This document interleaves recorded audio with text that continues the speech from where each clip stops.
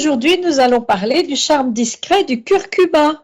C'est parti pour Yoga Ayurveda, notre association de 3 amies, Aude, Estelle et Anne, qui ont décidé de s'associer pour faire rayonner le savoir millénaire donc, de l'Ayurveda que l'on a appris au cours d'un enseignement qui nous a été dispensé par le Jiva Institute, dans un enseignement donc long de 3 ans. Jiva Institute a l'ambition de faire connaître l'Ayurveda partout dans le monde. Du coup, ils ont mis en place différents modes de transmission, donc soit un enseignement direct, c'est celui qu'on a suivi, soit la possibilité de faire des cures chez eux dans leur centre à Jivagram, qui est à Faridabad, dans la banlieue de Delhi, ou soit encore, il y a la possibilité de faire des téléconsultations. Ils ont un plateau de téléconsultation médicale. Grâce à cet enseignement, nous avons appris plein de choses qu'on peut transmettre assez facilement et c'est ce que nous faisons dans le cadre de ces ateliers.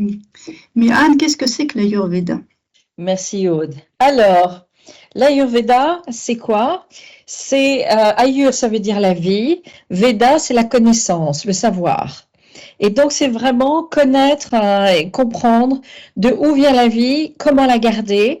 Et entre autres, quand on parle de vie, on parle de bonne santé. Et donc, l'Ayurveda, c'est 80-90% de prévention, de rester en forme, durablement grâce à la prévention, avoir un bon style de vie, garder sa bonne santé qu'on a normalement, en tout cas pour la grande majorité d'entre nous, dès le départ. Et puis, pour ce qui concerne tous les petits dérapages de la vie, tous les petits déséquilibres, tout ce qui fait que on a des petits bobos internes ou externes, eh bien, on va, en Ayurveda, identifier la cause. On va regarder, plutôt que de regarder la plaie en tant que telle, on va regarder la cause, de où ça vient, vraiment en profondeur. Et l'idée, c'est évidemment de supprimer la cause. Et nos médecins Ayurveda, comme le disait Aude dans la formation de Jiva, et nous répéter sans arrêt, where is the cause? Et c'était vraiment un des mottos, un des slogans très habituels que nous avions. Alors, cherchez la cause. Voilà. L'idéal de l'Ayurveda, c'est de maintenir en équilibre de paix en soi. Donc, que le corps, que les sens et que l'âme, donc l'âme, c'est quel est le sens de notre vie, quel est notre objectif dans la vie, qu'est-ce qu'on veut faire avec notre vie, et que notre âme, notre corps et nos sens soient tous en harmonie et en équilibre ensemble. Donc vous voyez que l'Ayurveda, c'est vraiment une vision holistique de l'être. On dit parfois que les bobos des sens se reflètent dans notre corps et se montrent en tant que dans le corps sous forme de, encore une fois, de maladies, de bobos, de choses comme ça. Donc l'idée, c'est vraiment de prévenir.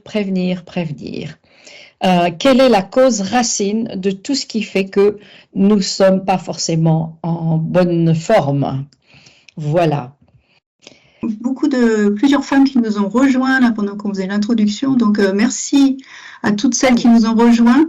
On a volontairement un peu allégé le programme de cet atelier, donc n'hésitez pas, prenez la parole, on va vous la donner, mais n'hésitez pas, parce qu'on veut vraiment que ce soit des ateliers interactifs. Ouais. Et puis merci en anticipation à toutes celles et ceux qui regarderont le replay, parce que je sais qu'il a du succès. Oui, absolument. Donc voilà, Estelle. Et je passe la parole à Estelle pour introduire le sujet des épices et du curcuma.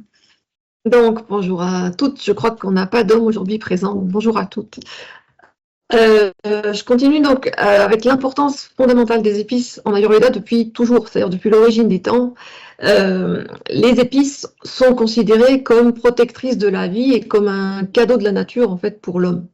Elles sont là, donc en fait il y a à la fois le côté curatif des épices et le côté un peu magique de tout ça. Depuis toujours, les sages ont considéré que la magie et la médecine ne sont pas dissociées, en fait.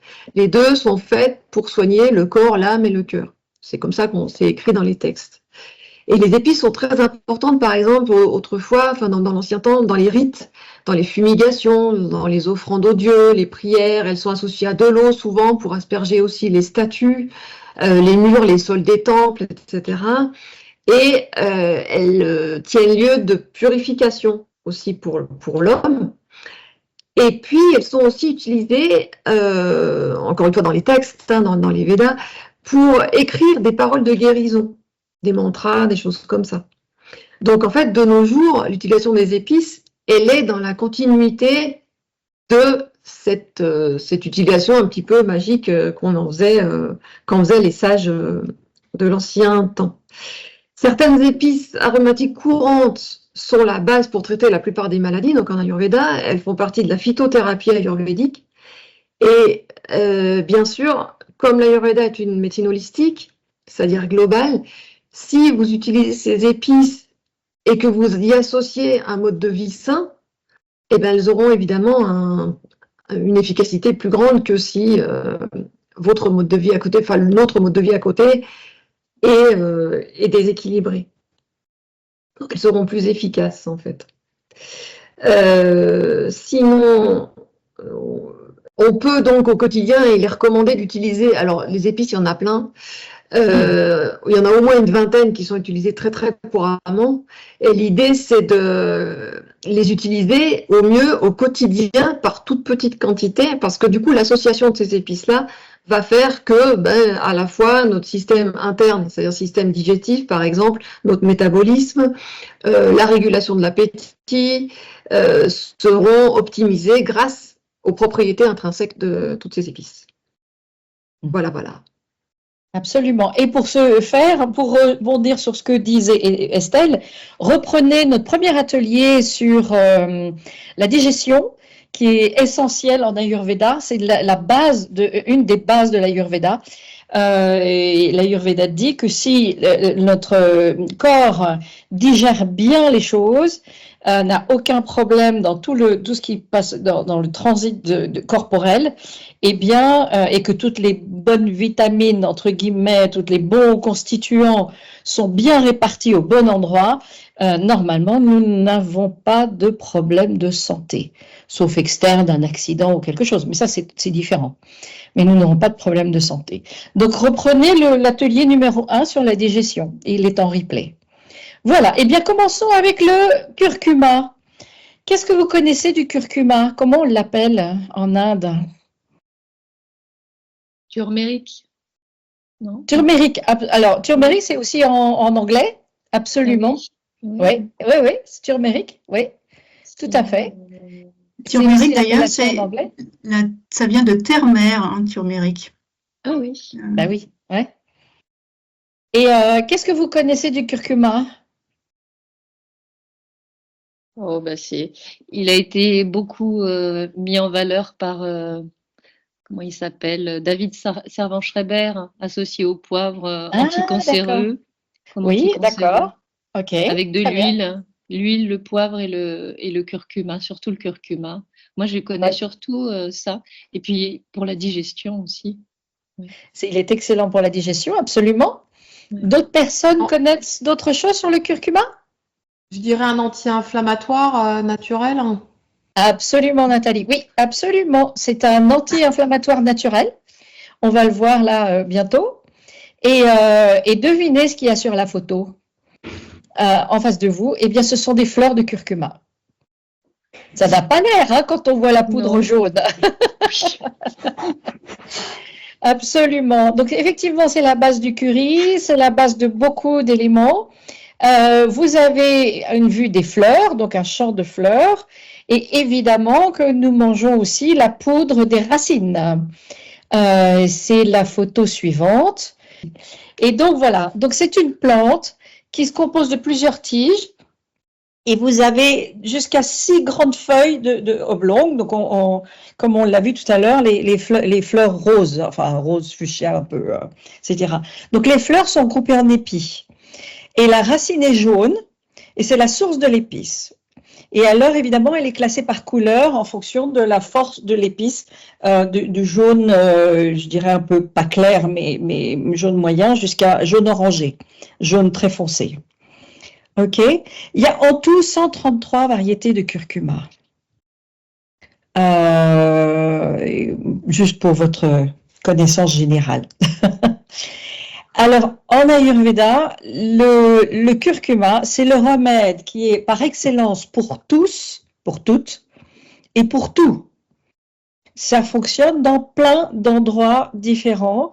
Et quand on dit pour tous, c'est que, comme l'a dit Estelle, les épices sont extrêmement importantes dans l'Ayurveda.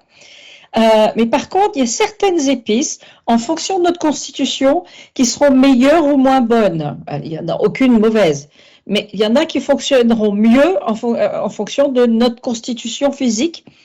Et là-dessus, nous reviendrons là-dessus en fin d'atelier, parce que nous allons vous proposer un atelier d'une journée sur votre constitution physique. Donc là, vraiment beaucoup plus personnalisé et plus orienté. Mais le curcuma, son grand avantage, c'est qu'il fonctionne sur toutes les constitutions physiques. Ça, c'est génial.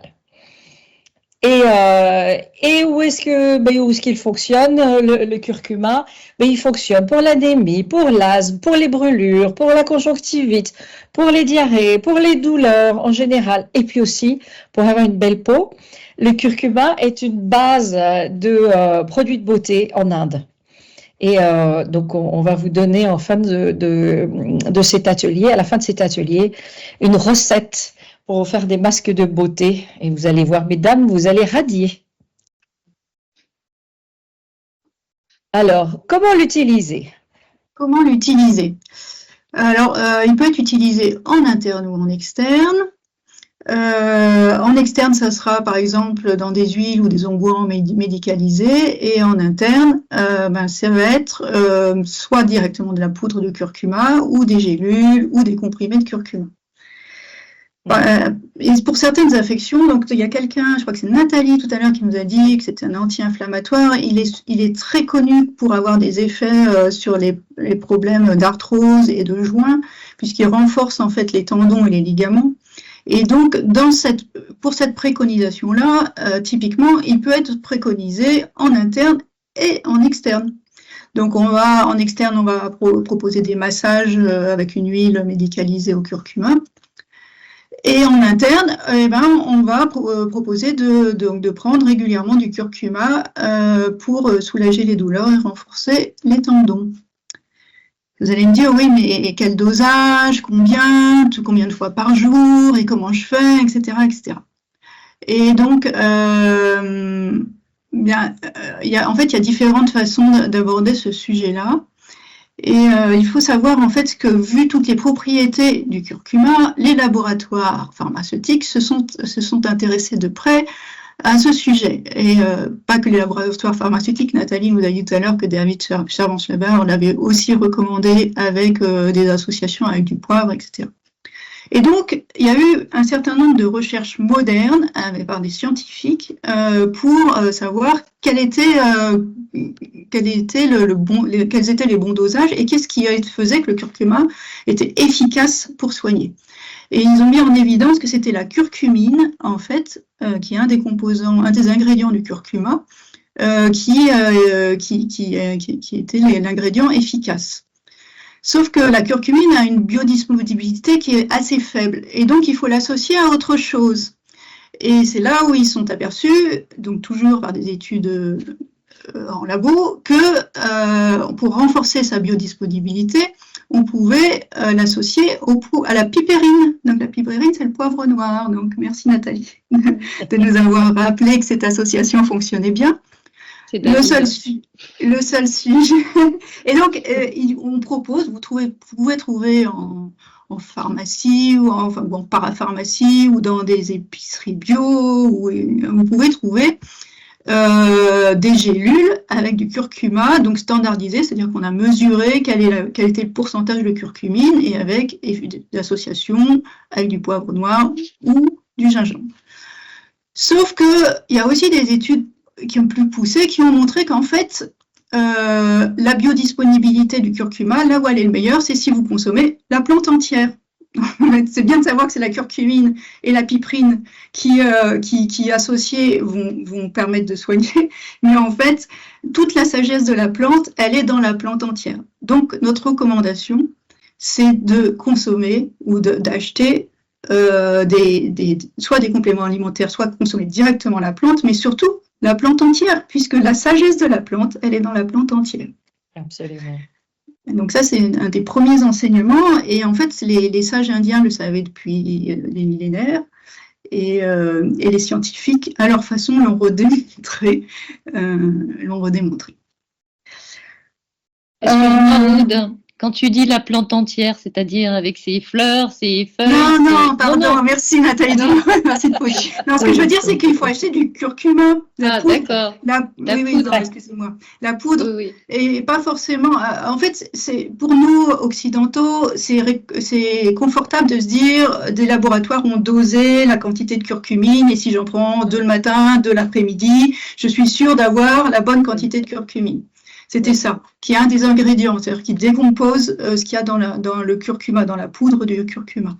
Mais en fait, c'est beaucoup moins cher et beaucoup plus simple d'utiliser directement la poudre du curcuma. Voilà, c'est ça ce que je voulais dire là, dans la plante entière, bien sûr. C'est bien de le préciser. Et donc du coup, merci Nathalie, tout à l'heure tu nous as dit que c'était souvent associé à de l'huile, et en fait le curcuma est soluble dans les graisses, c'est pour ça effectivement qu'on va l'associer à des corps gras pour augmenter sa disponibilité. Et moi je vais faire aussi un petit retour sur les recettes qu'on vous a déjà transmises dans les précédents ateliers. Donc on vous a donné la recette du Golden Milk, où le curcuma est un des principaux ingrédients, et il est donc associé à du lait. Et là, son indication, c'est pour calmer l'anxiété, calmer le mental, parce que c'est une de ses propriétés, c'est aussi de calmer le mental. Et on vous a aussi donné la recette et enseigné la recette du kitcheri, et là, le curcuma, sa propriété. Donc, dans le kitcheri, il est associé au ghee, qui est la partie graisse. Et la propriété du kitcheri, c'est d'améliorer la digestion, et de favoriser la détoxination du corps. Et c'est une des grandes prescriptions du curcuma, c'est effectivement d'aider à détoxiquer le corps. Là, pour ce que je voulais vous dire. Et donc, notre recommandation, c'est en fait de l'utiliser au quotidien dans la cuisine. Parce que finalement, votre cuisine, c'est votre pharmacie. Et c'est aussi la façon la plus économique. Mais bon, alors dans la cuisine, vous n'allez pas le doser comme un médicament, mais vous pouvez très facilement l'intégrer à différents plats. Il a des propriétés fabuleuses. D'abord, il est jaune, c'est très joli, ça va colorer vos plats. Et puis, il a une saveur, quand vous le faites légèrement griller, hein, pas trop longtemps, avec un peu de ghee ou d'huile, ça va développer une saveur qui va embaumer toute la cuisine. Et on sait qu'une bonne digestion commence par quelque chose qui est beau et qui a du goût et qui donne envie. Parce qu'en fait, qu'est-ce qui se passe? C'est que rien que la beauté du plat et les saveurs, l'ambiance, etc., vont commencer, le corps va intégrer qu'il va manger un bon plat et il va commencer à saliver, ce qui va commencer à activer la digestion, bien même avant d'avoir ingurgité quoi que ce soit. Donc, n'hésitez pas à utiliser du curcuma dans votre cuisine. Vous pouvez bien sûr l'associer dans la cuisine aussi avec du gingembre, du cumin. Dans le curry jaune, c'est souvent les ingrédients de base, mais aussi du fenouil, de la coriandre, pourquoi pas de la cannelle. Enfin voilà, faites marcher votre imagination et vous verrez, vous aurez beaucoup de succès dans vos plats en rajoutant du curcuma régulièrement.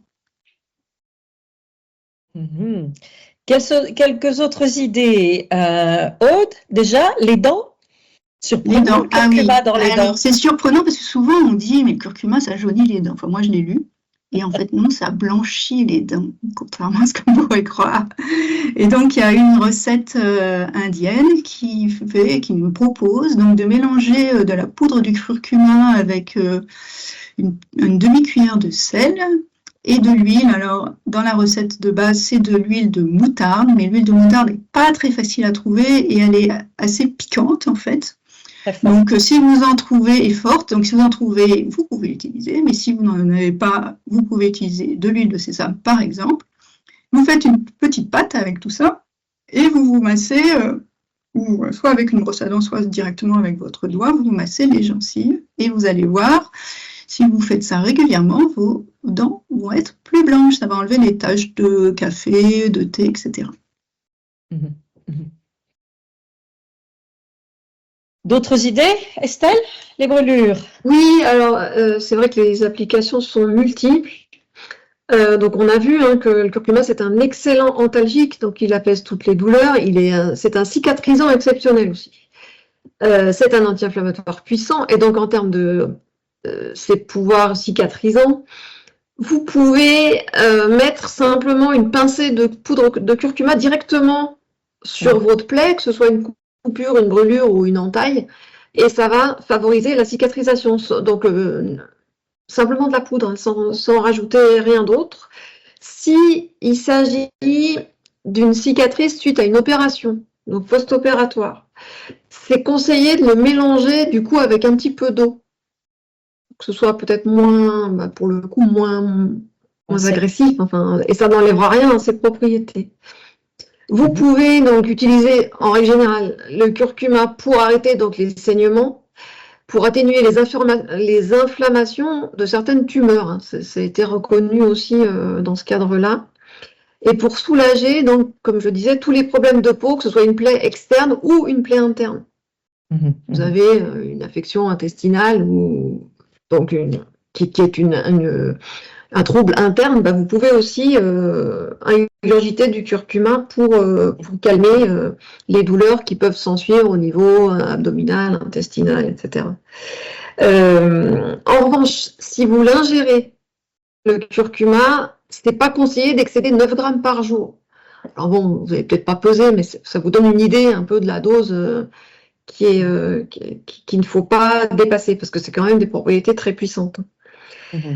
Sinon, vous pouvez l'utiliser en pâte, faire une pâte avec un peu d'eau ou un peu d'huile de sésame par exemple, pour traiter les plaies, les blessures et inflammations des muscles et des articulations. Et dans ce cadre-là, il est utilisé évidemment pour le massage, pour le massage du corps. Moi, j'en utilise en massage.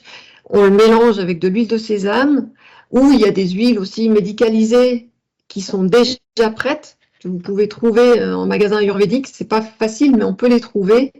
Je pense à une huile en particulier qui s'appelle l'huile d'Anvantaram, c'est le nom indien, qui est valable pour les 3 doshas. C'est-à-dire que quel que soit votre profil ayurvédique, vous pouvez utiliser cette huile pour vous masser. Et comme elle est médicalisée, forcément, le pouvoir de l'huile elle-même va être augmenté par la potentialité des épices qui sont à l'intérieur, dont le curcuma. L'huile d'Anvantaram, elle est très jaune. Donc la dose de curcuma doit être assez importante. Et celle-ci est assez courante, vous pouvez la trouver sans trop de difficultés dans un magasin de produits ayurvédiques ou sur Internet, par exemple. Et dernière chose que j'ai pu trouver, c'est qu'il faut quand même utiliser le curcuma avec précaution pendant la grossesse. Attention, pas en abuser à ce moment-là. Et puis tu disais, Estelle, on peut le mélanger avec de l'eau ou de l'huile de sésame. Oui. On peut aussi le mélanger avec de l'aloe vera, du gel d'aloe vera, pour directement le mettre sur une brûlure. Sur une petite brûlure, une plus grosse brûlure, ça fonctionne très très bien. Le gel d'aloe vera, ça calme, d'abord ça hydrate, ça remet de l'eau sur la partie brûlée. Et le curcuma va aseptiser et cicatriser tout ça. Donc, ça fonctionne aussi très, très bien. Donc, pas mal de recettes finalement pour pas mal de petits bobos. Mais là, ce qu'on va vous proposer également, c'est une recette pour un secret beauté. pour une peau fraîche, pour une peau claire, illuminée, et qui va vous coûter un prix extrêmement intéressant. Alors, pour une belle peau, vous allez faire une pâte de curcuma. Donc, comme on l'a dit, soit avec de l'eau, soit avec de l'huile de sésame, que vous allez mettre en masque, sur votre visage. Quelques minutes seulement. Et puis, vous rincez. Sans insister, vous frottez pas, vous rincez. Alors, évidemment, vous allez me dire, la peau va être jaune. Oui, un petit peu, oui. Donc, vous allez garder les principes actifs du curcuma sans tacher tout votre lit non plus, sans avoir ce masque toute la nuit sur votre peau. Donc, il y a juste la peau. Peut-être, il faut quand même un peu protéger son oreiller. Mettez une serviette sur votre oreiller. Mais vous allez garder cette teinte jaune pendant la nuit. Et puis, le lendemain matin, vous prenez une pâte de farine de pois chiche. Qui est faite avec de l'huile de sésame. Donc, farine de pois chiche, huile de sésame. C'est très simple. On en a dans tous les bons supermarchés chez nous.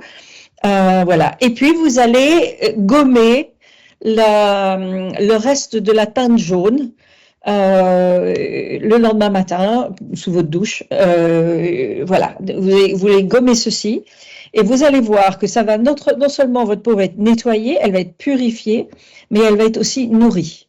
Et quelque part, vous n'aurez quasiment pas besoin, ça dépend de la sécheresse de votre peau, mais vous n'aurez quasiment pas besoin, en tout cas au début, de remettre de la crème de jour supplémentaire. Voilà. Autre option aussi, vous mélangez du curcuma avec du yaourt.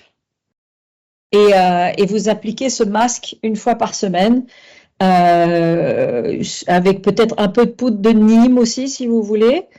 Le Nîmes, c'est aussi une plante indienne. On commence à en trouver par chez nous, mais du curcuma avec du yaourt et vous faites un masque et là vous rincez. Voilà. Et s'il vous reste encore une fois, s'il vous reste de la teinte jaune sur la peau, vous le nettoyez, farine de pois chiche avec de l'huile de sésame. L'huile d'olive, si vous n'avez pas d'huile de sésame, hein, c'est pas grave, hein, tout va bien. Pas de pression, mesdames. Hein. Voilà. Et c'est le meilleur ratio efficacité-coût. Parce que franchement, là, on vous propose des éléments qui ne sont pas chers du tout. Et on peut dire qu'en Inde, il est utilisé traditionnellement ce masque pour les jeunes mariés. D'ailleurs, les femmes et les hommes au passage. Pour préparer leur peau pour le mariage, il y a tout un cérémonial avec nettoyage au curcuma, exactement. Et on peut aussi dire que pour les jeunes filles, au moment des premières règles, il y a aussi une cérémonie qui est très très belle, où en fait, c'est comme si on les préparait à cette vie de femme, et autour du curcuma, on les nettoie avec du curcuma aussi. Mais alors là, on les plonge carrément, en fait, c'est tout le corps qui est nettoyé avec du curcuma. C'est ce côté purificateur qui est très beau et qui est mis en valeur en Inde. Mais bon, le curcuma, ça tâche, vous me direz. Et donc, en fait, on a un tips à vous partager. C'est qu'il y a un truc absolument magnifique, c'est que, en fait, si vous avez des taches sur des vêtements, voire sur de la vaisselle, vous pouvez les exposer au soleil et vous allez voir, les taches vont s'atténuer, voire disparaître. Je l'ai testé plusieurs fois, parce que ça paraît bizarre au début, mais ça marche.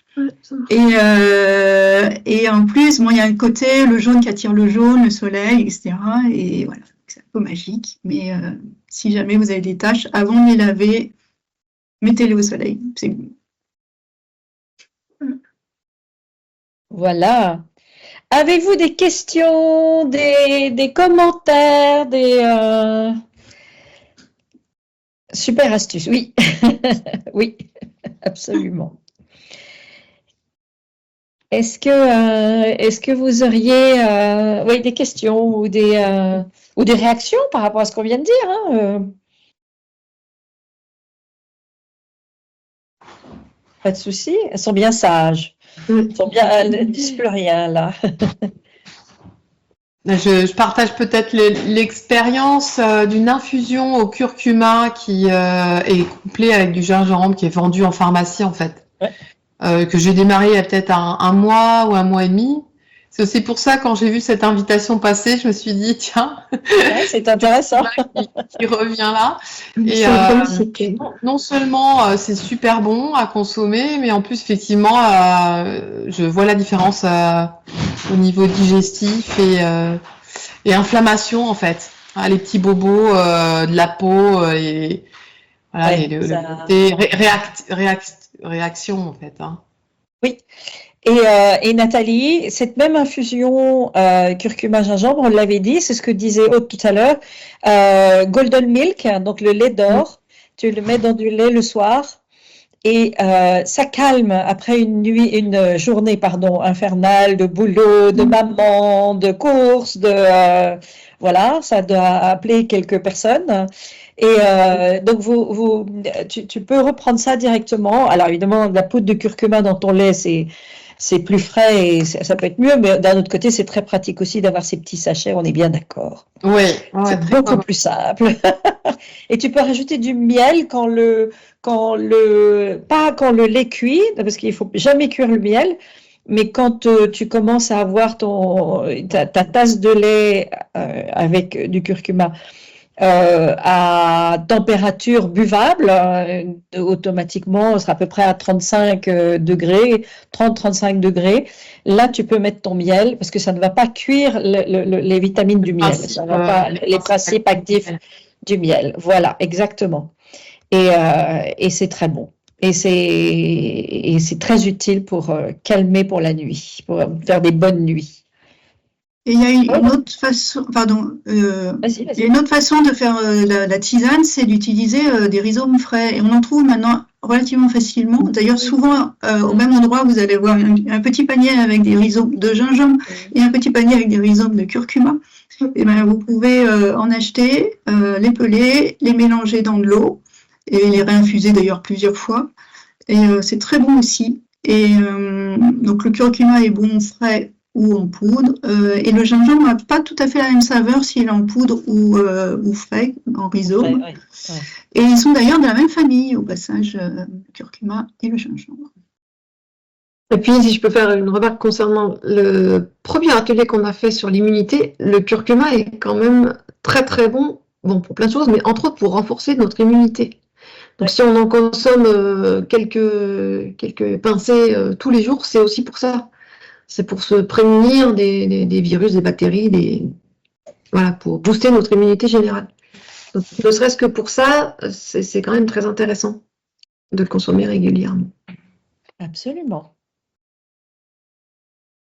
Y a-t-il une autre remarque, un autre partage, une autre question? Quelqu'un voudrait... Si j'osais, je poserais Vas-y, la vas-y. question de est-ce que les enfants peuvent en consommer? Ma connaissance, oui. Enfin, Aucun souci, a priori aucun souci. Alors 9 grammes, c'est peut-être une consommation adulte, mais 3 à 4 grammes par jour, et si on fait un ratio au poids, il n'y a aucun problème. Les enfants en Inde boivent tous du golden milk et mangent du curry à longueur de journée. Donc, et on leur met du curcuma sur la peau quand ils ont une brûlure, un bobo, un machin. Et moi, ça m'est arrivé personnellement d'avoir une sangsue qui était scotchée sur ma peau et qui avait glissé dans mon chemisier. Et la première réaction du médecin, a été d'aller chercher du curcuma frais. Alors, de brûler, de mettre une flamme sous la sangsue et du coup, elle se décroche parce qu'elles n'aiment pas la chaleur. Et tout de suite, de me mettre du curcuma frais sur le bobo. C'était la première et seule chose qu'ils aient faite d'ailleurs. Et de remettre régulièrement du curcuma frais. Et au bout de 2 jours, c'était disparu. Donc, ça marche très bien. Ouais. Ça marche très bien. Je vis au pays des plaies et des bosses, donc ça peut être utile. Absolument. Alors après, bon, ça tâche, donc tu mets comment, un pansement au-dessus, ou je sais pas, un truc pour isoler un peu, quoi. Sauf que, alors je sais pas comment ça se passe chez vous, mais chez nous, nous n'avons pas de soleil depuis le mois de novembre, donc C'est pour les mettre au soleil, ça va Regarde, être très j'ai encore difficile. un pull. Le temps n'est pas formidable. Donc voilà. Mais de cuisiner avec du curcuma, ça ramène le soleil dans votre maison. Oui. On est bien d'accord. On est bien d'accord. On est bien d'accord. Ok. Petite précision, n'hésitez pas donc à vous masser, ça aussi, hein, ça fait partie d'un atelier précédent qu'on a fait sur la routine journalière. Oui. N'hésitez pas à vous masser chez vous les articulations, certaines d'entre vous le savent déjà puisqu'elles étaient présentes à l'atelier en question, mais dans votre huile de sésame, ben, pourquoi pas rajouter une pincée de curcuma dans votre huile et massez-vous vos articulations, c'est vraiment un anti-inflammatoire puissant même au niveau articulaire, quoi. Oui. Donc c'est toujours bon, aussi avec l'âge qui avance, je suis la première concernée par la question, quand on se masse les articulations, c'est aussi pour qu'elles soient plus longtemps fonctionnelles. Ouais, absolument. Donc n'hésitez pas. Regardez la durée. Bien. Alors, comme nous le disons à chaque fois, vous pouvez nous demander une consultation ayurvédique personnalisée. Et soit Aude sur Paris, région parisienne et Bretagne, soit Estelle qui est à Aix-les-Bains, soit moi qui suis en Belgique. Donc l'idée aussi, c'est de regarder comment adapter votre alimentation, votre mode de vie, puisque notre type de mode de vie va jouer sur notre physique également. Donc vraiment, n'hésitez pas à nous demander des consultations personnalisées. Massage et soins ayurvédiques, c'est Estelle. Également des produits ayurvédiques. Nous avons un certain nombre de produits à notre disposition. Et sinon, nous vous donnons aussi des autres adresses qui vont venir. Voilà. Vous avez Brin d'Herbe à Annecy, vous avez Toulassi, Passage Brady à Paris. Et puis, passez par nous si vous voyez des choses sur le site jiva.com, parce que nous serons en mesure de vous offrir comment ça s'appelle, le transport. Voilà, je cherchais le mot. Et puis, attention aux frais de douane aussi. Donc, tout ça, on pourra vous le donner, puisque nous avons des accords avec Jiva. Mais vous pouvez regarder sur leur site ce qui vous plaît bien, ce qui vous intéresserait, etc., etc. Donc voilà. Quelques annonces. Prochain atelier au mois de septembre. Ah, ça va trop vite. Prochain atelier au mois de septembre. Boostez votre mémoire. Ben oui, septembre, c'est la rentrée des classes. On rentre tous à l'école. Et quelle que soit l'école, hein, école pour les grands, école pour les petits, école pour les moyens, peu importe. Donc le 26 septembre, toujours la même heure, le jeudi 26 septembre, un atelier sur booster votre mémoire. Nous vous le rappellerons et nous vous dirons comment vous inscrire encore, mais voilà, vous pouvez déjà noter dans vos plaquettes cette date. Et puis une deuxième date, chose exceptionnelle aussi, c'est de réserver votre journée. On ne le voit pas bien d'ailleurs dans la truc. Il faudra qu'on baisse un peu un petit décalage. C'est pas grave. Réservez votre journée. Nous allons faire un atelier d'une journée complète, là qui sera payant, sur les doshas, donc sur les 3 énergies fondamentales. Et ce sera également personnalisé, puisque là, vous allez voir quelle est vos énergies de base. Quelles sont vos énergies de base, puisqu'il peut y avoir des combinaisons. Et du coup, de beaucoup mieux orienter votre alimentation, vos activités, votre style de vie, etc., etc., et de comprendre peut-être un certain nombre de bobos que vous avez. Alors, le 11 novembre, on la fera en visio. Pour toutes celles ou ceux qui ne sont pas sur la région parisienne ou qui préfèrent la visio. Et le 30 novembre, ce sera à Sceaux, en présentiel. Donc c'est hein, c'est pas 2 jours, hein, c'est une journée, et soit en présentiel, soit en visio. Quelque chose comme 9h30, 4h30, avec une pause le midi, évidemment, ne vous inquiétez pas, nous mangerons. Quelque chose comme ça, quoi. On est en train de finaliser, de peaufiner les détails et de vous peaufiner un programme aux petits oignons. Même si l'oignon n'est pas très ayurvédique. Oignon et curcuma. Mais l'oignon, c'est pas très ayurvédique. Mais voilà. Ouais. Donc, voilà. J'ajoute juste qu'on a prévu, alors on n'a pas fixé encore les dates, mais de répliquer cette journée du 30 novembre en physique, donc une journée à Aix-les-Bains, aux environs, oui. et une journée en Belgique du coup. On n'a pas encore fixé les dates, mais voilà. On ne le fera pas au mois de décembre parce que c'est projet. Ah non, ce sera trop 2025, occupé, mais début on a bien 2025. de le faire. Voilà. Voilà. Donc gardez vos agendas et notez dans vos agendas. N'hésitez pas. Bien. Il est 42. Il nous reste 3 minutes pour tenir notre timing.